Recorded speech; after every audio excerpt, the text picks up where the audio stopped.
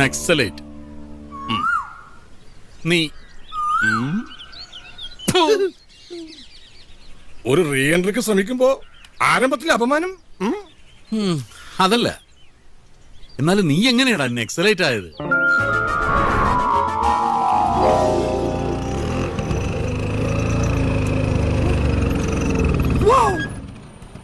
A handicapped man walking on a bridge. No.